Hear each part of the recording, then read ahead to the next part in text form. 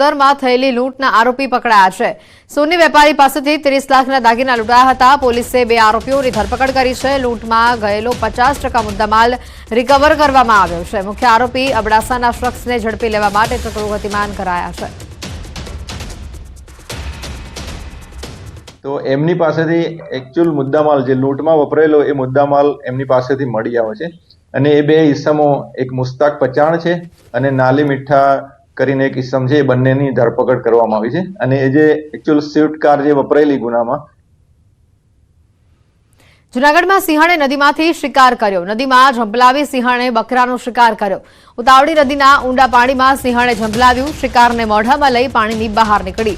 બિલખાના વીરપુર શેખવા ગામ નજીક આવેલી નદીનો આ બનાવ છે। ઘટનાના આ કેટલાક દ્રશ્યો પણ સામે આવ્યા છે।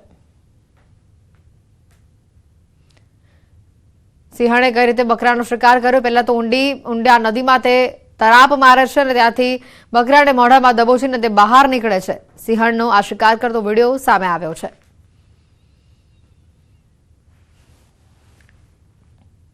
ડાંગથી સમાચાર આવી રહ્યા છે। વાંસના વઘઈ રોડ ઉપર દીપડાના આંટાફેરા સામે આવી રહ્યા છે। રસ્તા પર ખૂંખાર દીપડો દેખાયો। વઘઈ નેશનલ હાઈવે પાસે મોડી રાત્રે દીપડો દેખાતા વાહન ચાલકોમાં ભયનો માહોલ જોવા મળ્યો। દીપડો દેખાતા વાહન ચાલકે દીપડાનો આ વિડીયો કેમેરામાં કેદ કર્યો। સોશિયલ મીડિયા પર દીપડાનો હાલ આ વિડીયો વાયરલ થઈ રહ્યો છે।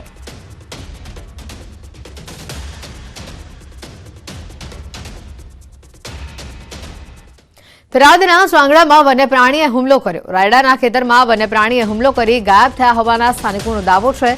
વન્યપ્રાણીનો મેસેજ મળતા જ લોકોના ટોળેટોળા સ્થળ પર પહોંચ્યા હતા। થરાદ પોલીસ ઘટના સ્થળે પહોંચી વન વિભાગને સમગ્ર મામલે જાણ કરી। વન વિભાગ દ્વારા ડ્રોન કેમેરાથી શોધખોળ હાથ ધરવામાં આવી।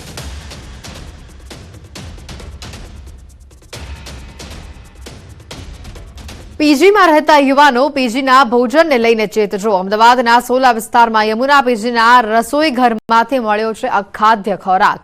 એએમસીએ ફરિયાદના આધારે પીજીમાં હાથ ધરી હતી તપાસ। તપાસમાં વાસી ખોરાક અને સ્વચ્છતાનો અભાવ જોવા મળ્યો છે। આ ઉપરાંત લાયસન્સ વિના પીજી ધમધમતું હોવાનું પણ સામે આવ્યું। એએમસી હેલ્થ વિભાગની ટીમે યમુના પીજીના રસોડાને સીલ કર્યું છે। યમુના પીજીમાં રોજનું 200 લોકોનું ભોજન બને છે। આસપાસ પીજીમાં વસતા લોકો જમવા આવતા હોય છે। એએમસીના આરોગ્ય વિભાગે પીજી સંચાલકને હાલ નોટિસ પાઠવી હોવાની માહિતી સામે આવી છે।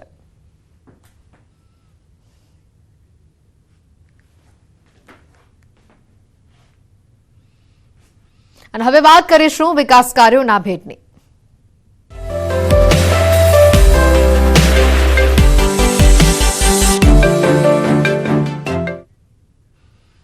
केंद्रीय गृहमंत्री अमित शाह गुजरात प्रवास पर छे। करोड़ोना विकास कार्योनी तेओ भेट आपशे। ₹651 करोड़ना विकास कामोनुं तेओ लोकार्पण करवाना छे। झुंडालमां 100 करोड़ना खर्चे बनेला आइकोनिक रोडनुं तेओ लोकार्पण करशे। थलतेजमां 13 करोड़ना खर्चे बनेला शीलज तळावनुं लोकार्पण तेओ करवाना छे। बोडकदेव वोर्डमां ₹3.35 करोड़ना खर्चे तैयार थयेला वेजिटेबल मार्केटनो शुभारंभ पण थाय तेवी शक्यता छे। तो साथ चैनपुर अंडरपास खुल्लो मुकाशे। केम सहकार योजना हेठळ बनावायेला 83 मकानों और 12 दुकानों कम्प्यूटराइज ड्रोनનું आयोजन पण करवामां આવ્યું છે। गृहमंत्री अमित शाह राणीप खाते योजानारी विशाळ जाहेर सभामां नागरिकों साथे सीधो संपर्क साधशे। વધુ માહિતી મેળવીશું, વધુ જાણકારી મેળવીશું। સંવાદદાતા ગૌતમ અમારી સાથે સીધા જોડાઈ ચૂક્યા છે। અહીંયા ગૌતમ, આજે વિવિધ વિકાસ કાર્યોની ભેટ અમદાવાદ શહેરને મળવાની છે। વિવિધ કામોનું લોકાર્પણ અને ખાતમુહૂર્ત અમિત શાહ કરવાના છે। વધુ અપડેટ શું?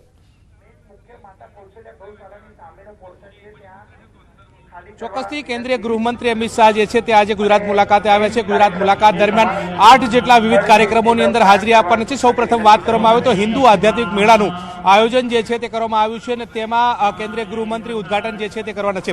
આપ જે દ્રશ્ય જોઈ રહ્યા છો તે હિન્દુ આધ્યાત્મિક મેળાના જે દ્રશ્યો જે છે કે જ્યાં અત્યારે હાલ શરૂઆતમાં આ ગૌ સેવાની વાત જે છે તે મૂકવામાં આવી છે।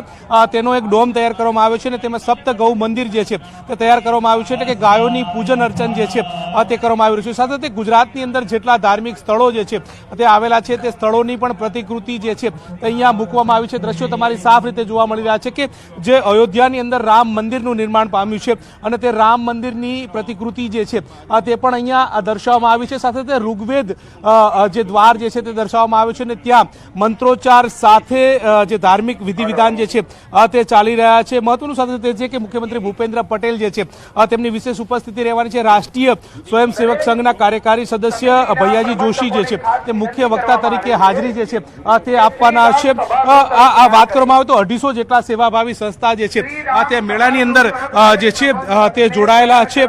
11 એકરની અંદર આયોજિત કાર્યક્રમની અંદર 11 કુંડી સમરસતા યજ્ઞ જે છે તે હાલ ચાલી રહ્યો છે. 11 થી પણ વધુ મુખ્ય મંદિરોનું જીવંત દર્શન જે છે તે દર્શાવવામાં આવ્યું છે. આ કલ્કી તીર્થધામ પ્રેરણા તીર્થનું તમે જોઈ રહ્યા છો કે તેની પણ અહીંયા પ્રતિકૃતિ જે છે તે મૂકવામાં આવી છે. આ પ્રકારના વિવિધ જે ધાર્મિક સ્થળો જે છે તે અહીંયા મૂકવામાં આવ્યા છે, તેની વાત જે છે તે મૂકવામાં આવી છે. મહત્વનું સાથે સાથે એ છે કે જીએમડીસી ખાતે મિની કુંભના પણ લોકો દર્શન કરી શકે તે પ્રકારની વ્યવસ્થા જે છે તે કરવામાં આવી છે. 6 સિદ્ધાંતો આધારિત આ કાર્યક્રમની અંદર વિવિધ જે કાર્યક્રમો ડિઝાઇન કરવામાં આવે છે, જેમાં વન્ય સંરક્ષણની વાત હોય, વન્ય જીવોનું સંરક્ષણ હોય, જીવસૃષ્ટિનું સંતુલન હોય, નિરંતર પર્યાવરણની જાળવણીની વાત હોય, પારિવારિક તથા માનવીય મૂલ્યોનું જતન હોય, નારી સન્માનની વાત હોય, તમામ પ્રકારના જે વિષયો સાથે વિવિધ વ્યાખ્યાનો જે છે તે જોડાવાના છે. પરંતુ આ હિન્દુ આધ્યાત્મિક મેળાની